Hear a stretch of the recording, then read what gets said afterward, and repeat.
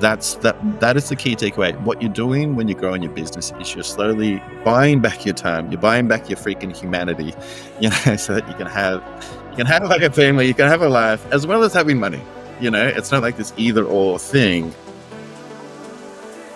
Hey, welcome to the Tradie Success Podcast. On this podcast, you're going to hear real life stories from trade business owners to minimize the mistakes you're going to make, maximize profit, create more time freedom, and minimize emotional overwhelm. So hit subscribe and follow us now and enjoy the episode.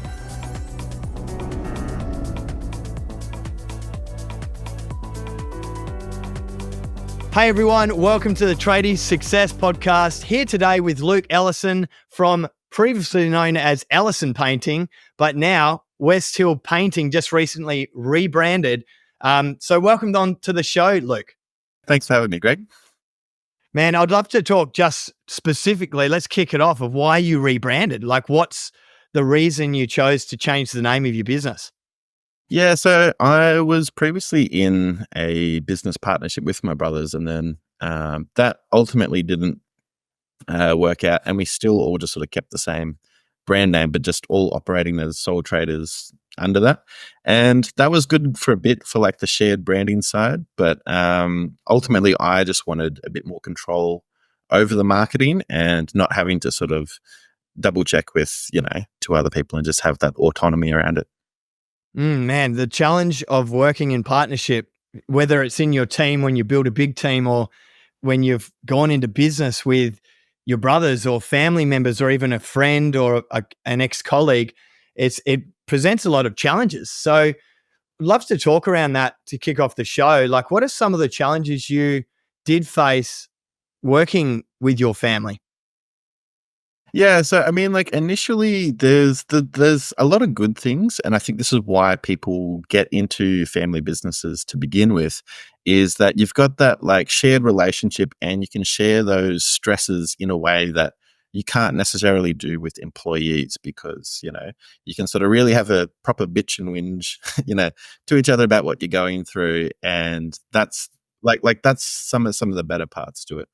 Where it comes as a problem is specifically like if you've got equal partnerships, and that means that like you've all got an equal share in the business, it means there's no key decision maker, like, and you've got to get to agreement. And the more people you have in that position, the more chances are that you'll all have slightly different opinions, and you'll reach a bottleneck that you can't all agree on. And we'd find that like just simple decisions around, where to spend the marketing money or what to do next, and where our focus was, because we'd all have different things, it would just create this bottleneck, and it would just take months to actually get things done. Or nothing would happen at all. You sort of come to a point where you can't move forward. And we see this a lot with family businesses or any partnership actually, and learning how to provide clear leadership within those partnerships and clear position descriptions where the person has autonomy over a certain part of the business, so that you don't always need to approve everything against each other. And also so you're not sort of doing the same thing. And so I thought you were going to do that. No, you were going to do that. Like, those sort of conversations happen when it's not clear. I'd love to hear, like, what are some of those realizations that you've learnt coming out of the business, like with your family and moving into your own brand? What are some of the things you're like, now I understand this is how it's different?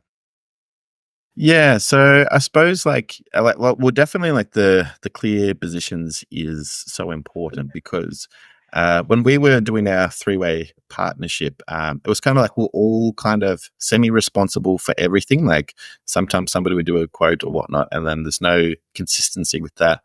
And I remember like my two brothers, they really prioritized the doing of the work, whereas I always saw like we need to sort out the systems and the admin.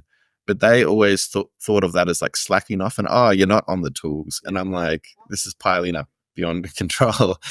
So we need to do that. So we were always like butting heads over that.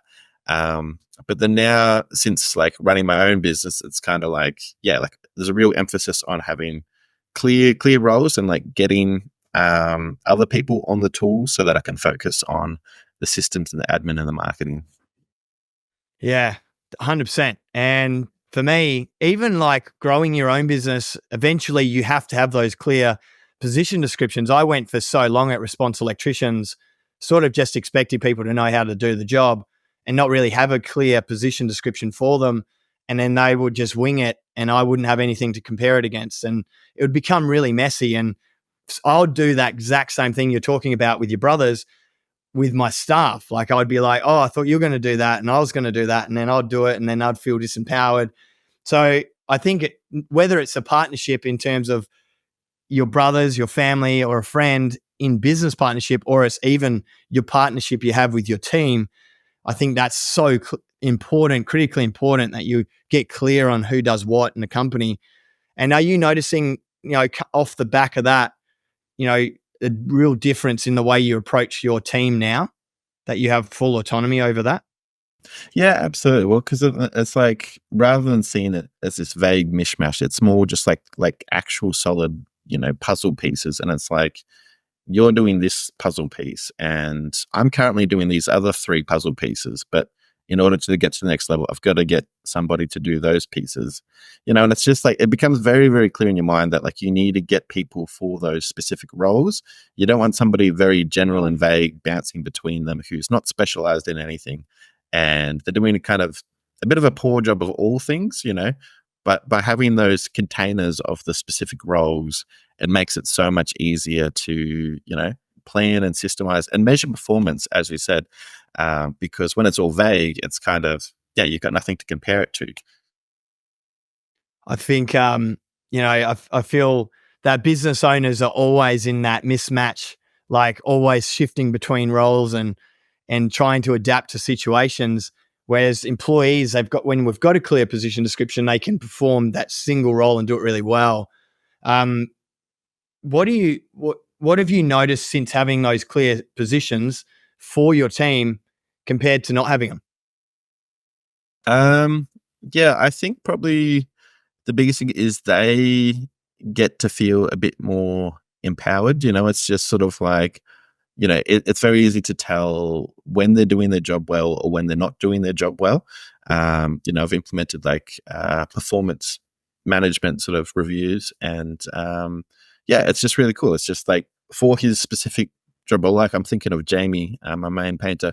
Yeah, he can see like he gets a score, and then it's like he's like, all right, cool. So I'm slacking on these areas. That's what I've got to focus on next month. And it's just very simple. And it's just like he's like, okay, cool. And it just creates a fun little score for him to beat. That and then it just makes it very seamless. How do you make sure that your team don't take it personally? Because I went through the same journey where you wanted to create this fun game, and like you guys, it's just like when you go out and you're training, and you can see in exercise if you ran well that day or if you didn't run well, and that helps you improve your running over time. And I try to communicate it in all different ways, but I think over time it would come across as you know. You know, demoralizing if they didn't get a high score or if they didn't, do well in a certain month. So how do you make sure your team is receiving it in a really positive and constructive way? I think that's an absolutely fantastic question because in the past, I've done that. It's just like somebody's failing on things and you blast them 3 or 4 times a day, and then they just like slump and they're just like their self-confidence is just shattered, and it's not what you want as an employer. You want people to be happy and engaged and things like that, and you feel shit if you've made your guys feel shit, and it's this hard thing to navigate. For me, like I'm pretty proud of how I've gone about it. So two things. So one with so I do like a monthly performance review, and one of the things in the review is ability to handle and take on feedback and instructions without seeing it as a personal attack, but rather an opportunity to growth. So it's actually one of the metrics that they're graded on is how well they take and receive feedback. So one, they're trying to level up with that, and then two, it's at yeah, so they're actually like trying to improve on that area. But then two, with the monthly performance review, depending on the score they get, they get a percentage bonus on their pay. So they're actually like looking forward to really trying to improve that score, because they like basically at the end of the month, I'm determining how much of a bonus they're getting in their paycheck. So they're actually actively looking forward to the review. And when they see their scores a bit lower, they're like, what can I do to actually improve that? Because it's a direct relation to money. I think it's hard if you just like, if you don't have any incentive structures in place and you just like, do this better, do this better. People, it's just sort of like, why? Like it doesn't material benefit my life other than I just get yelled at a bit less. So I think if you can get the incentives right, that really helps along the way as well. Really love that, man. So, what are the things you've decided are the key things they can score points on for this scorecard? Yeah, so I mean, like, there's a mixture of things. There's one like, obviously, like how well they actually do the finish, and I'm talking in terms of painting. So obviously, Quality of there's work. no, Yep. yeah, so quality of work. So that's one. Another one is like tidiness on the job site, because I think even if they get the job done well, just having a very messy job site, McDonald's wrappers here and there, for the client, they'll be like, it just doesn't give off a very professional image. I rate them on how well they interact with the client themselves, because I think I'm not always on site, so it's like they need to be making a good impression. Things like work attitude, how well they work with the other team members, turning up on time, and also another one is like how proactively they try and think and implement improvements and strategies for the business. So, like, I want to encourage them to be innovative and think of smarter ways to go about things, so that it's not just me speaking down to them as to how to do the job. I want to empower them to be like, how can I get this job done better, or faster, or better quality, or whatever like that. And yeah, I think having those things, it's not just a one thing they're getting scored on, which is like how fast can you get the job done. It's like quite a dynamic thing that they can all improve points on. I really love that because you're empowering the team to level up, and it has quite a significant outcome in terms of profitability, repeat customers from all of the things you said there. 5-star reviews, yeah, referrals, all of these things would be increased because of the metrics you've decided to um, score your team on. And then that would relate in extra money, which then you can afford to pay your team a little bit more with the bonuses and the commissions. So it's really smart. Really love how you've structured that. That's really great. So, Luke, before the show, you were talking around the accountant that you had previously, told you some information and it really affected your confidence. And I see tradespeople all the time. They'll wait to the end of the financial year to see how they went. And the accountant, we've got to understand they're a tax agent, right? So they're there to help optimize for tax. They're not necessarily there to help you optimize your business or grow or anything like that. And I think there's this misconception there. What was your personal experience that you had with the accountant? Yeah, I mean, like it was a bit of a painful one. So at the time, like it was getting towards like the end of the year, and like end of, God, like so much has changed, but like end of last year, right? And me and the brothers, we decided to dissolve the partnership and then go our separate ways. And it was exactly at that point that the accountant was like, all right, well, like let's just sort out some of the tax things. And it was something ridiculous. Like they hadn't filed the last couple of BASs, and we were just like left with this like monster tax bill. I think it was about 90 grand in tax all up, and then sort of divided three ways. I think I was like left with about 30 or 35 grand, just as like a big tax bill that I kind of had to come up with by Christmas. And I just didn't have the money. And it was really hard because we'd sort of generated that tax bill through like not just me working, but the three of us working plus like a few employees and stuff. So it was like there was this engine behind the tax. And then now that it was just me, my output in relation to it and ability to, pay the tax was really, and I was just crushed because I was just like, I am going to just be broke forever. there's no way I can sort of get out of this. And it was just like limping along for ages, not really knowing what to do about my financial situation. So, yeah, which is where I guess, like, when I came across the course, that just sort of seemed like, all right, fuck it. What else do I have to lose? I'm just gonna just give this as a shot. And like, honestly, I didn't have any backup plan if this didn't work. I was just sort of like, this is kind of my last hope, and then just, yeah, just went for it. I guess. And you've gone boom, which is awesome. Man, the amount of times I've had my heart broken by the accountant's emails. It's never fun. It's not fun at all. Crushing my soul constantly. I've got PTSD from it. Every time I get an email from the accountant, still I'm like, oh, what's going to happen? Oh man. So, what do you say in terms of your painting business? What's been the key things that you feel any painter should know to be successful in terms of running a successful job and getting a great outcome? What are some of the things that you think are really important to teach your tradespeople and how to run the business to get that sort of a result? Yeah, so I mean, like, there's obviously the first step, which is, one, getting off the tools yourself, because so getting that first tradesman in is like, I think that's the fundamental biggest step, because it gets you thinking, rather than I'll just go and do the job myself. It's that you actually have to start thinking from a strategic point of view. You've actually got to start considering your marketing, actually start considering your accounting and all that kind of stuff. So that gets you from the player mindset to the, I guess, like the Coach. general, yeah, like coach, yeah, coach mindset. So I think that's the bigger thing.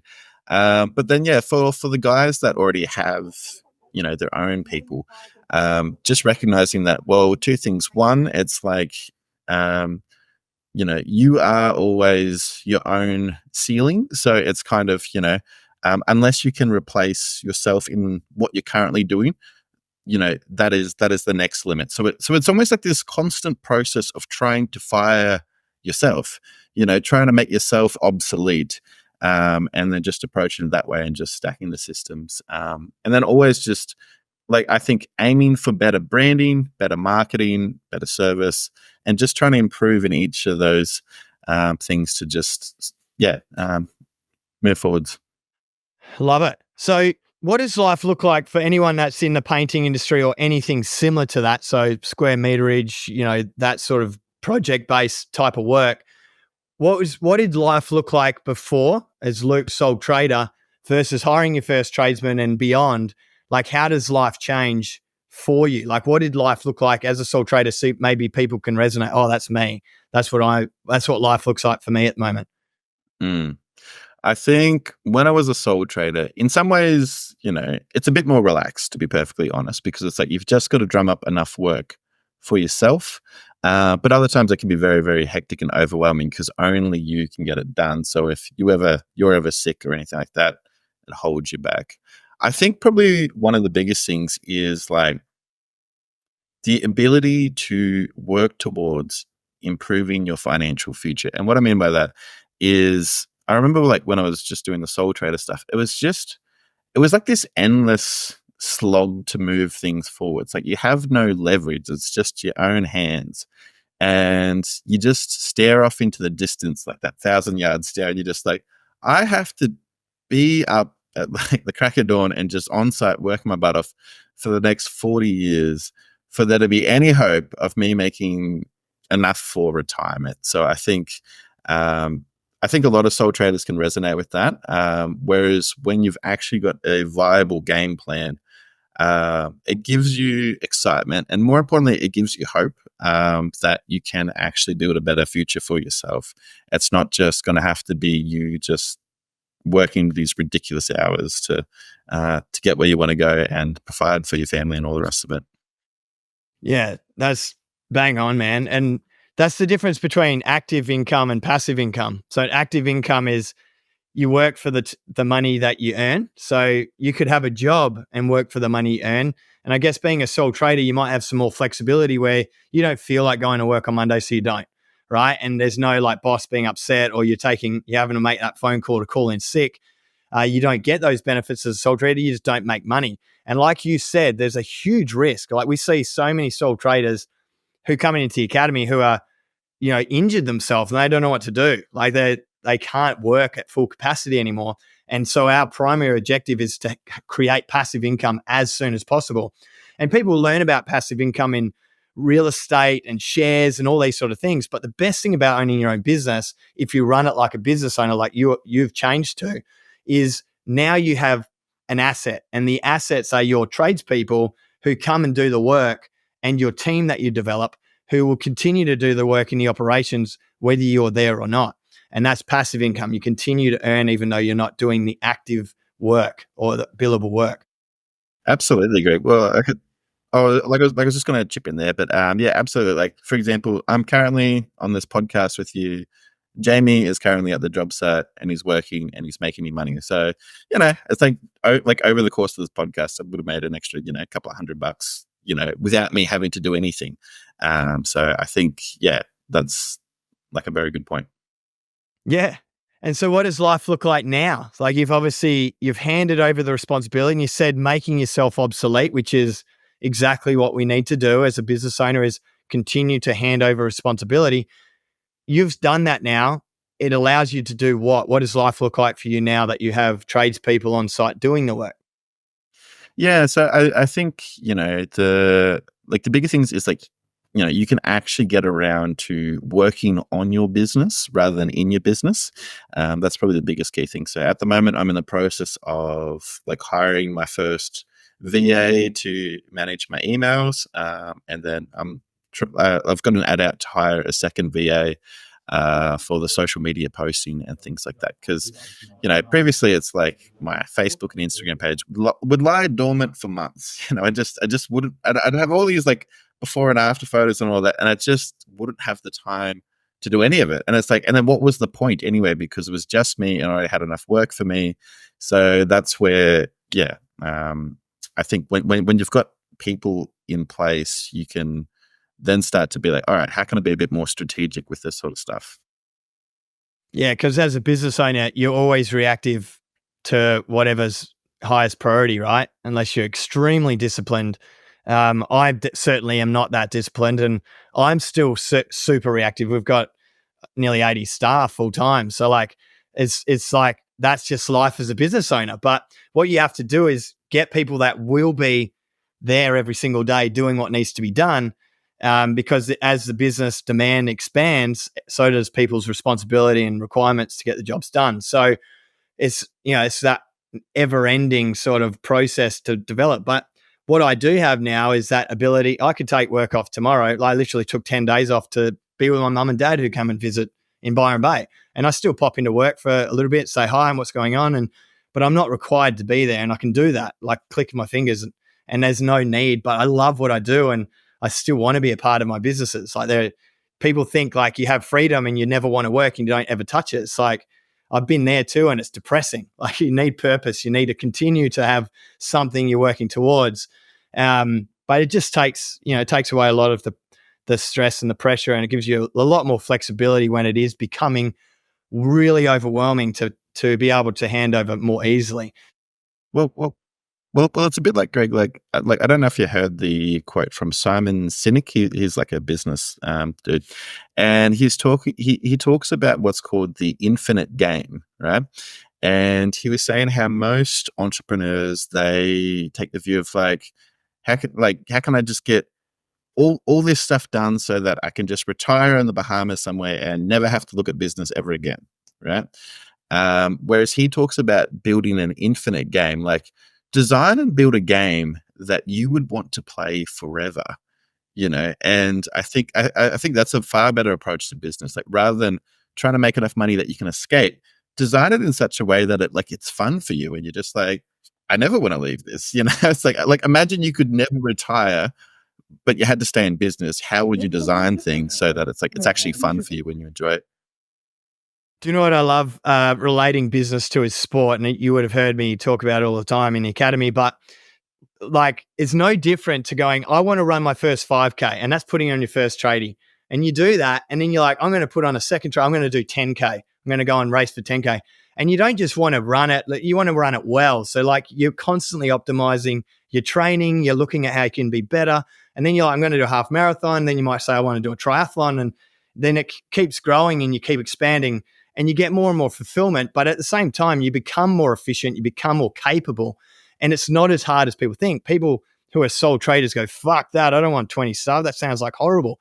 But it's like, you don't realize that it's not as hard as you think. Like it's one step at a time and it becomes a lot more flexible and you're working with your team and you're helping a lot more people with your service and what you do as a business. And so that's what I really love about business is it's can easily be related to sport. Have you been able to see something? I know you're big on your health, your mindset optimization. Have you been able to see similar like metaphors and analogies across business and what you do in that outside of work? Yeah, well, like a big example, and I'm big into like weightlifting and stuff at the moment. And yeah, like it's just like when you're trying to reach a new sort of personal best at the gym, you can't just go from like 0 to deadlifting 300 kilos. It's like you just break yourself in two if you try. But you might start off with like 10 kilos or just the bar, and you keep going up. And then like some days, some weeks you'll make huge progress, and maybe you've gone up 10 or 15 kilos in your lifts. But then other days, maybe you've been slacking on your sleep and things like that, and you've actually gone down in strength. And it's quite a humbling thing to have to go and then take the plates off and be like, oh, I actually can't lift this, and then go back. And sometimes if you push yourself too hard, you get injured. Like when I started going to the gym, I tried lifting two heavier weights. I was doing a bench press and something just snapped in my shoulder. And this big dumbbell just collapsed onto my my chest and like winded me because I was trying to move too fast too quickly, and so that set me back some paces. So I think there's parallels to business and life in the gym, in sports, yeah, like in lots of areas. So good. So what have you learnt in terms of your optimizing for health and optimizing for fitness and mindset? What are some things that have been instrumental for you to stay in that, growth mindset for your business and how to apply what you're doing outside of work so that it relates in a positive way inside of the business? So first one, and it sounds so simple, but the sleep thing, going to bed. I'm actually in bed normally at 8 or 8:30 p.m. And then just reading a book, right? And why that's so important is because previously I used to just try and get it all done and be on the laptop and like staying up to like 10:30 or 11, and you're just staring into this blue light. You have a shocking night's sleep, and you're actually not that productive because you're tired, and then you wake up, and then your day's ruined, and then you're grumpy. So yeah, so like optimizing your sleep and realizing it's a marathon, not a sprint. So make sure you're building in that recovery. That's a big one. I think too, like morning journaling of some sort. I've tried different sort of things. Currently, I'm doing a bit more of like a manifestation style journaling, but I think just the act of journaling is super good for your mental health, just getting it out of your head and onto paper. And then three, it just like gym or sport of some sort, whether you're going for morning runs, whether you're going to the gym, whether you're doing a martial arts class or whatever, because I think there's something about moving your body that we get all this tightness with stress, build up in our body. And yes, you can try and journal it out, but I think there's something about being able to move your body that helps sort of like release it out. So I think those three things are probably my top ones. I'd have to agree. They're my top three as well. If you don't sleep well, I'd sleep 8 to 9 hours a day, and set sleep time, set wake time, just to make sure that on that time when I go to bed, I fall asleep. Helps me to have better awareness. And when it comes to journaling the next day, I'll journal specifically when I'm when I'm stressed and overwhelmed. allows me to create more awareness of like what is actually going on here. Like it's not just oh, like journaling for the sake of journaling, but which I think is important, but like it's like creating awareness. Like how am I today? What is actually going on? What am I stressed about?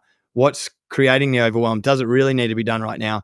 All of these things. And then, like you said, exercise, moving the body, and hormone epigenetics and all the things that we're built to do.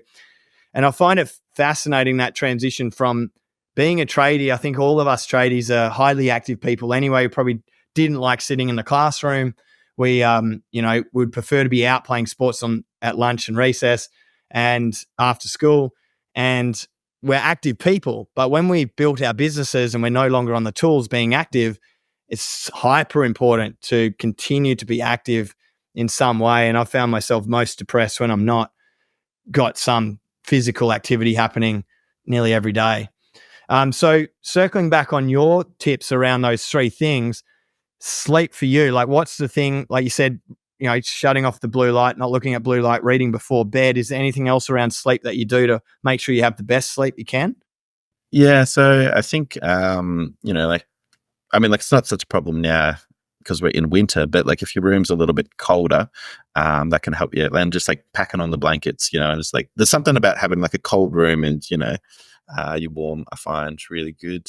Yeah, definitely like no devices of any kind in the bedroom. So like I charge my phone outside of the bedroom and like charge it in the office. I don't have it anywhere near the bed.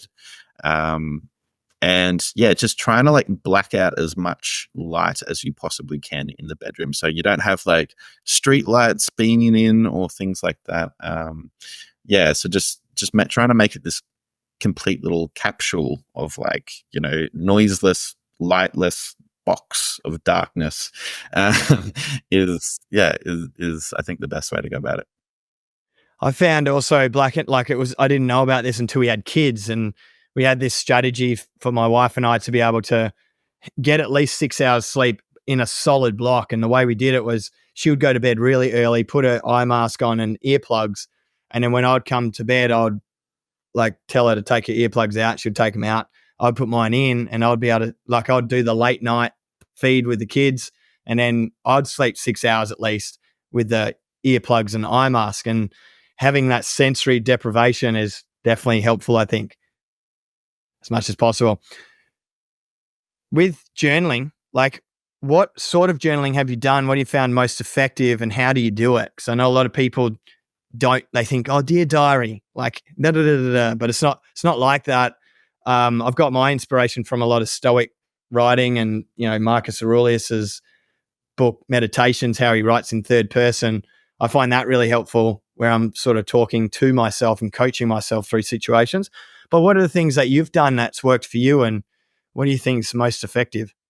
Yeah, so I do two types of journaling. One is for goals, and then the other is for, I guess you would say, like emotional management, which is probably a bit more the stoic side of things. So for the stoic, like in like your emotional management side of things, I try and just really paying attention to what's going on the inside. So I'm like, I'm feeling stressed, and then just asking why a bunch of times. So it's like, why are you feeling stressed? And you're just having this conversation back and forth with yourself. So like, I'm feeling stressed because we're not getting through this job quick enough, and so and so is making all these mistakes. And then it's like, why are they doing that? And it's like, well, maybe I like scheduled it too close together. And, it's like, well, why did you do that? It's like, well, because I really wanted to win the job. And then, you go through and then you can sort of find the root cause of a lot of your stresses. So, and then once you can journal about it and get that out on the paper, it's like you can actually see what your emotions are on paper. And then it becomes much more of like almost like a logical problem to solve rather than just bouncing around, stressing you out. So on the emotional side, like emotional management side, I do that. And then for the goal manifestation, I've only actually learned about this recently, and my partner Bonnie, she does like a lot of spiritual, work, and she's a bit of a coach herself. And it's kind of like you're trying to like write out what your goal is, and then really trying to visualize what it will look like when you're actually there. So rather than saying like, I want to, I don't know, like make 30 grand a month in my business, writing out like, what would you actually be noticing if you're making 30 or 40 grand a month in your business? And it's like, oh, well, I'd have these three tradies in place. I'd have this.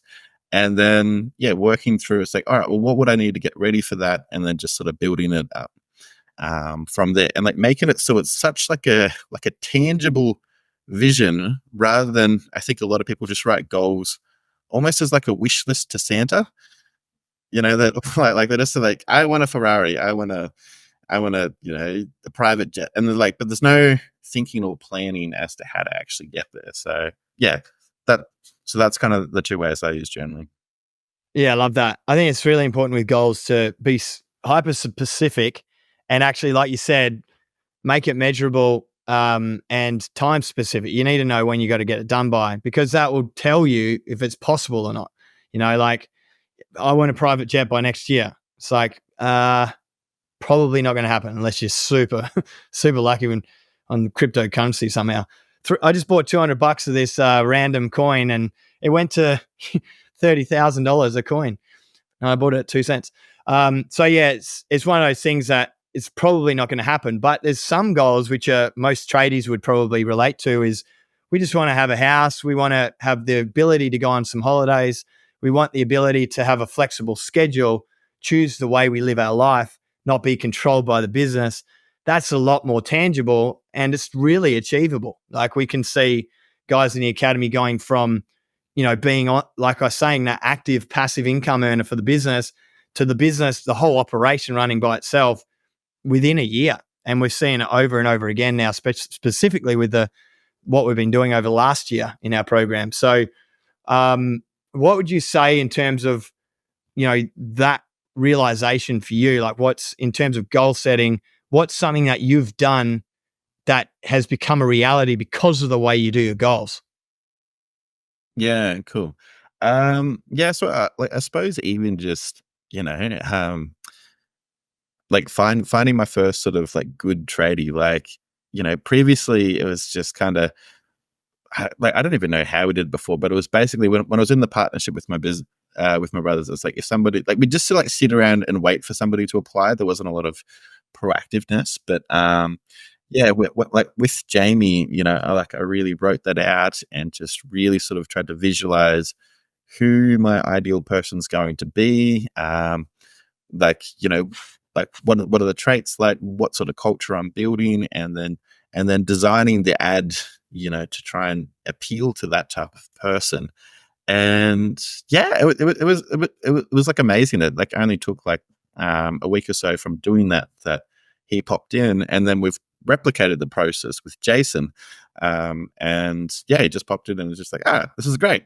He's yet another perfect match. And it's like, you do that a few times, and it's just like, this is actually a repeatable process. So yeah. Yeah, it's just getting clear from the start, isn't it? I was the same. Like, you would meet someone, I'm an electrician. It's like, oh, cool. Looking for a job? Yeah, okay, come on in. Like, oh, you can work for me. You're an electrician. You can do the job. And then they'll turn You've out got to a be pulse. absolutely Come on. terrible. Yeah, Yeah. yeah, pretty much. And then I used to hear all these things online. It's like, as long as they've got a good attitude, it's going to be okay. But really, great attitude's awesome. But if they're not competent, it's going to be a lot of training and development, and it's going to cost you a lot of money and time to get them up to speed. I was constantly hiring commercial electricians when most of our work's residential, and it was just problems for a good year. Great attitude, eventually they'd get good. But it took a good year of constantly on the phone to them, constantly going out to the job because they couldn't do it, constantly having to train them and try and do that. And when you're a busy business owner with no time, you think it's just what has to happen, but it doesn't. And there's ways around that. And yeah, it's really interesting when you start to have that realization. Awesome, man. I'm glad you've been able to have that system and build that system.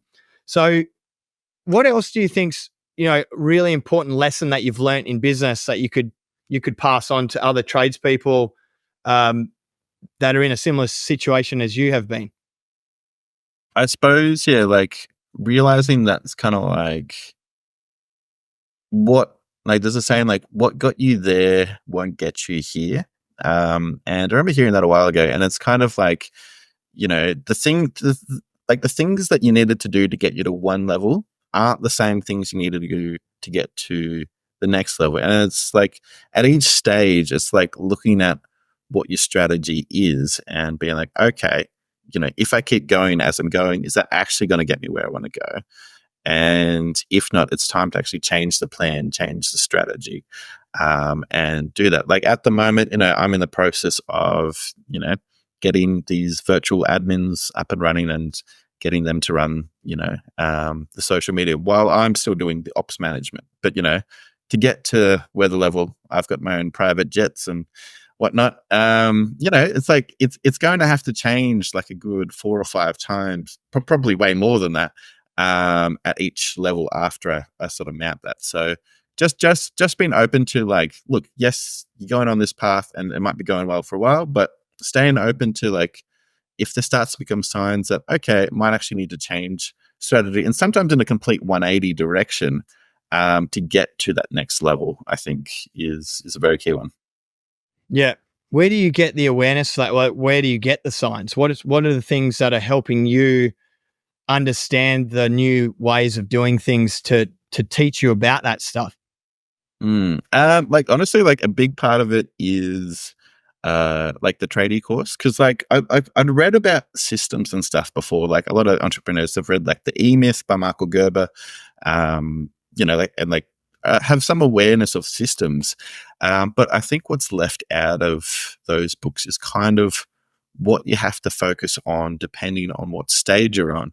And I love this about the course so much is it's kind of like you guys are divided all up into like, there's the starter stage, the growth stage, and so on and so forth. And you get put in that depending on like, all right, now that you got your first trading, you've got to focus on this. And it's just like this real great thing, because then it's like instantly it's like you're in a different level and you've got somebody explicitly telling you you're in a different level now. You need to focus on something else, or else you're gonna like hit a ceiling. And that was such a game changer. I don't know if I can sort of quickly see, but up on the wall there, Oh, you've I've got the actually org got chart. the yeah. Awesome. I've literally got the org chart like above my office there. As I'm sitting there every single day, it's like I'm just like mapping out, what I've got to do to get to the next level. So I can't say that I thought of any of those ideas myself. A lot of it's just sort of become from what I've been getting from the course. Man, that's so good. Hey, all you members that are listening, you got to do the same. Print it out. I know. I went up and saw Luke Muir up in his place in Gold Coast, and he had the same thing. He had the org chart on his wall. Looks at it every day. He's like, "What am I handing over next? What's my next thing? What am I going to delegate?" That's really good.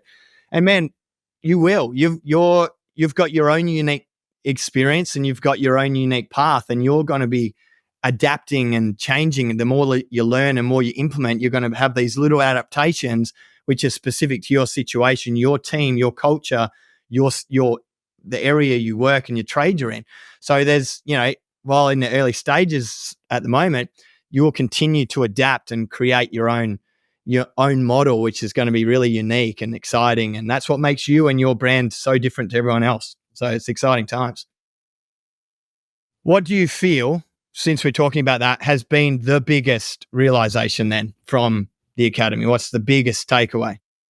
Yeah, well, like I think like I love with the course, and it's kind of like working towards that far off distant goal of operational time freedom. I think that's it's it's a big thing. Is like you're not just simply, the aim isn't to simply just grow a business. The aim is to grow a business and buy back your time. And I think that is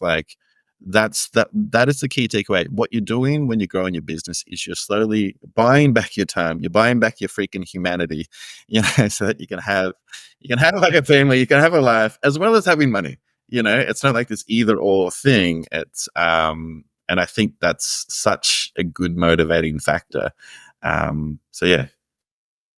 It makes me happy, man. And that's why we're called the freedom fighters, because we're all fighting for freedom, and we don't have to wait. Like you've experienced with putting on your tradespeople, you don't have to wait, 5 years, 10 years to feel freedom. It's literally, what am I so busy doing right now? Hire someone, create freedom. Well, free for the moment. But freedom's not forever. Like I said, I'm constantly reassessing my time. I'm constantly going, is this what I want? How do I want to restructure my life? What is my personal goal? What is my family goal? What is my partner goal with my wife? How does the business fit into that? And how do I make sure I'm getting fulfilled across all of those things in my life? And it's a constant journey. And it's so good we've got each other to hold each other accountable and continue to move forward and improving. I love that it's called the Freedom Fighters and it's not called the Freedom Cakewalk. Um, All right, explain.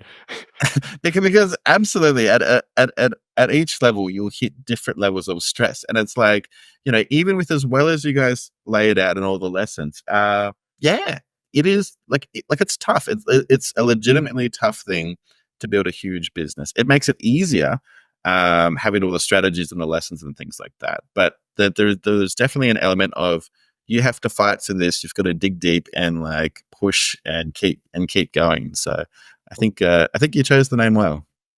Yeah, cool. Now we do have to fight, but eventually you get to that place where you do have operational time freedom and you can customize your schedule to suit your life. And that's what I love to see when you guys hit that milestone. So pumped for you as well, man. See, exciting times ahead.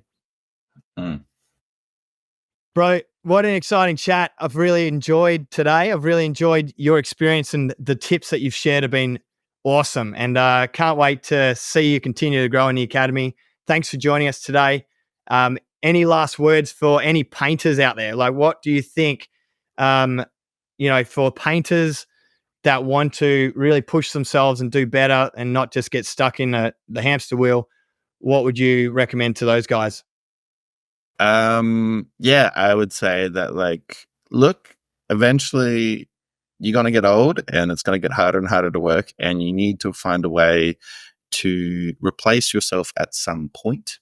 And if the trajectory you're on at the moment isn't leading you to a cushy retirement, now is the time to start planning and thinking about how to do things differently so that, if you were to get injured on the site, if you do want a better life for yourself down the track, that you're actually working to build a legitimate asset for yourself rather than just, you just working by yourself forever. So, yeah. Love it, man. No, thanks for your time. Appreciate you coming on. And if you want to get in touch with Luke, guys, all the members, make sure you send him a DM on the Tradies app.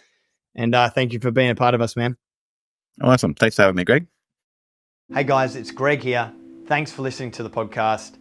For me, growing my trade business was extremely hard. It cost me millions of dollars, so much time trying to figure out what was the right way to do business, and emotionally feeling like I'm letting myself, my partner, and my family down by not knowing how to run my business properly. But I kept working hard and overcame those challenges and created systems and solutions that minimized those mistakes for myself and my team as we grew.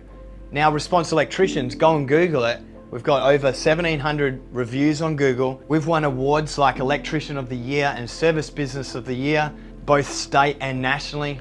I sat on the National Board of Directors for Master Electricians Australia for 2 years, created a real solid awareness of the industry and the construction industry and the challenges you face. And the business runs autonomously over in Perth while I live my life working on the academy in Byron Bay. And I help people like you create freedom from your business as well. Now, having coached and trained thousands of trade business owners, we've developed the Freedom Fighters program. It's a guided pathway in a hybrid training and coaching system that provides you with the right information and steps to take to create freedom, not in years, but now.